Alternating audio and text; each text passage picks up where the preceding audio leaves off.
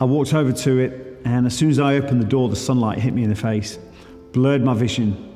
And then all of a sudden, when my vision cleared, I saw something that was amazing, something that just had me in a semi-state of shock, and that was a baby chimp was sat on the floor, probably about 10, 15 meters in front of me. Now for me, I was brought up on Tarzan, and that was cheetah. Not only was it cheetah, that was to me like a little piece of Hollywood. I was brought up with cats and dogs, but this was like a chimp, a baby chimp in Burton-on-Trent in Staffordshire. So I moved over to it cautiously, looked down at this beautiful little chimp, and it stared at me with these big brown eyes, and it was a weird moment. It was surreal, we connected. You're probably thinking, yeah, you did with the big ears. But anyway, so we connected, and it was an amazing moment. It's so peaceful. The sky was just perfect. It was beautiful. Nothing else mattered apart from that moment. And it seemed like it was going on forever, but it only lasted a few seconds. And all of a sudden, the serenity of that moment was broken like a fighter jet cutting through the sky when I heard the roar of something. And I'll never forget that roar. I can still hear that roar to this day.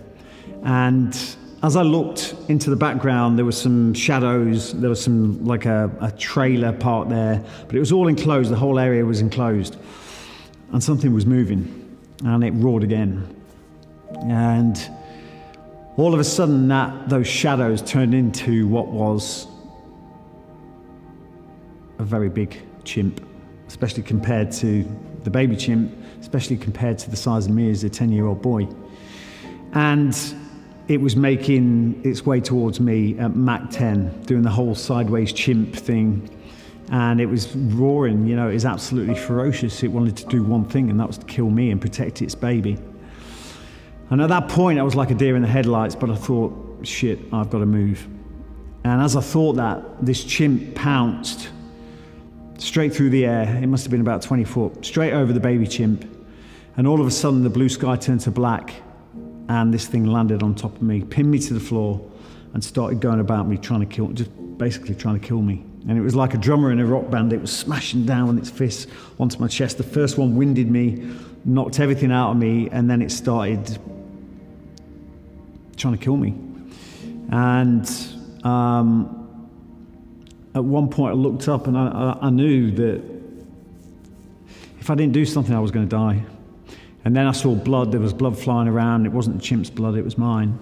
And it was in that moment, it wasn't something I thought about, but I reacted, fight or flight, and I reacted. And I managed to dislodge the chimp from my chest.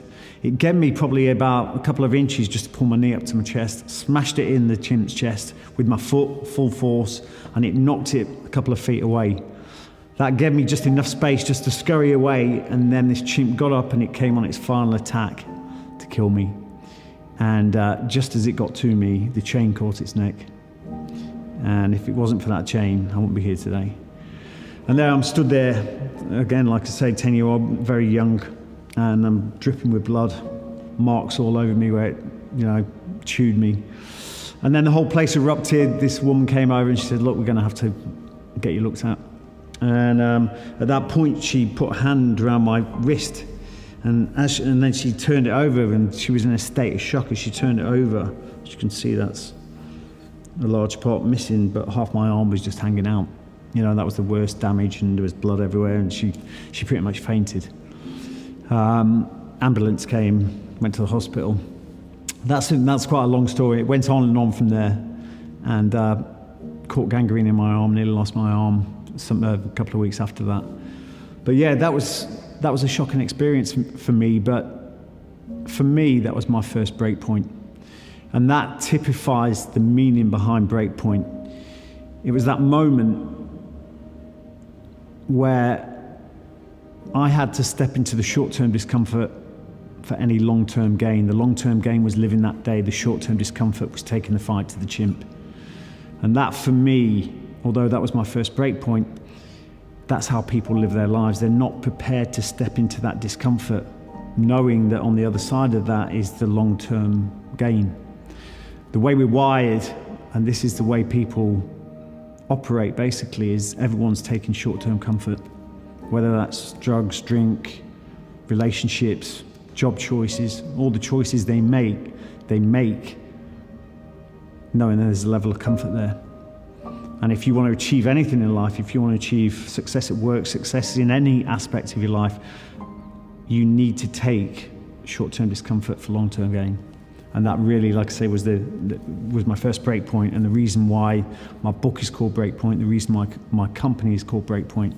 So I owe a great deal of thanks to the Chimp. We talked when you said early days. You said that you went to not a poshish school. It wasn't smooth sailing. So what's that? Those early days when you're going into school and stuff like that. What were those days? If you explain to me? What, before the Chimp? After the Chimp. After the Chimp. Yeah. No, after the Chimp changed my life. It changed that was a pivotal turning point of my life. I came from a very good family. My brother and sister were extremely different, and I say I owe it because I have no regrets about it, but it's because of the Chimp experience, because that experience changed me. Childhood trauma is one of the worst kind of traumas that you can get because it sinks, it's absorbed so much easier than later trauma, and obviously affects your life. But from that moment on, my life went haywire. I was chasing danger everywhere I could. I was void of consequence, void of emotion. And I just wanted to be on the edge of death. I know that sounds extreme, but that was really the making for me wanting to join the military and being the best of the best. But really for me, I was at school, I lost interest in school, I didn't see the point of it. And to this day, I don't really see the point of it. I've not changed my mind on that one. There's a lot of stuff I learned at school that just is irrelevant.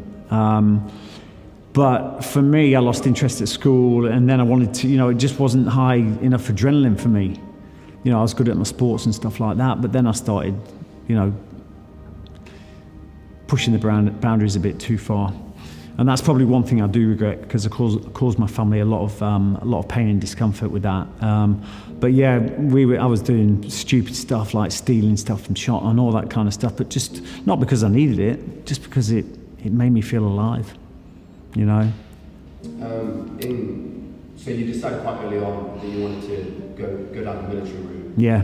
I know that you said in your book that you was kind of ridiculed for it. Like a lot of people said, "You're not going to do it. Waste of time. You'll never do it." How did you deal with that doubt, and what was that like? Yeah, for me, I made that decision really early, and I've got a 19-year-old boy who still doesn't know what he wants to do, and at 14, I didn't see it at the time, but it was quite profound to be making a decision about what I wanted to do with the rest of my life, and that was to join the Royal Marines. But for me, people can take doubt one of two ways. Some people get delivered doubt from someone else, and that absolutely makes them crumble, cripples them, stops them. They stop chasing their dreams. They start believing the doubt expressed from someone else. For me, it works differently. And as soon as I hear that, it gives me more energy to prove them wrong. And I've always been like that. Even to this day, when I'm thinking about doing a project, business project or whatever, I actually do want someone to say to me, "You can't do that," because it's like a red flag to a bull. But it's just how you frame it. It's the same with so many things. Some people, if you allow that self-doubt to ruin your dreams, you're never going to get anywhere in life. But the thing is, as long as you're passionate enough, as long as you're coming from the heart and not from the head, and your motivation is pure passion for what you believe in, no one can stop you.